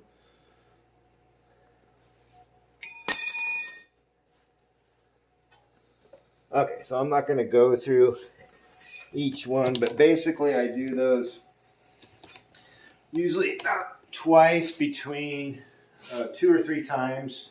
Circle around the vehicle, get all that old fluid out. This works really well when you have really old fluid and it's like brown, and then you're putting new fluid in. This particular fluid is yellow. Some of them are blue, but basically you'll see the old gunky fluid coming out. That's what's nice about having a clear bottle. You can even see this fluid is kind of dark. It's 20,000 miles on this fluid. And then it's nice to have a clear, clean silicone tube like this one, so you can see that old gunky fluid that's pouring out of there. So yeah, 2 or 3 times. Each time you're going to have to, if you have the pressure bleeder like we have over here, you're going to be pumping this up a few times to keep the PSI even. And that's about it. And then once all the old fluid is bled out, you can release the pressure on this, close the valve, remove the cap, and then your reservoir is going to be full to the brim. And on the reservoir, there's a high and low fill mark. And what you're going to want to do is it's going to be full, so you're going to have to suck a little bit of fluid out of the reservoir to get within your fill low mark and in between and where the fill high mark is. You want to be right at that high mark. And then you put your cap on and you're good to go. Once we get this flushed out, we'll put the wheels back on and we'll go for a test drive. We'll bed in the brakes. We'll do a quick video of that and then we'll be done. So thanks. Okay, so brakes are completely done. New rotors, new pads, flushed the brake fluid, went for a drive, bedded the pads in like the instructions said, and now it's braking fantastic. And I think it's just going to get better as I drive it more. We went on like a 10-mile ride, so I think it's just going to get better and better. But already, the brakes just are biting way harder than the stock ones were. So super, super excited about it. So the next video I'll do on the Alltrack is the oil change. I should get my oil in the next few days, and I'll do an oil change on the Alltrack using the extractor tool. And in the meantime, Keller's got his car over here today, and he had gotten some coilovers, and then we're going to pull his old stock struts out, rear shocks, and change it into coilovers. So that's what we're doing next. But thanks for watching the brake video. I appreciate it. Leave any comments if you like the video. Give us a thumbs up, and we'll just keep making them. So thanks for being along. Thank you.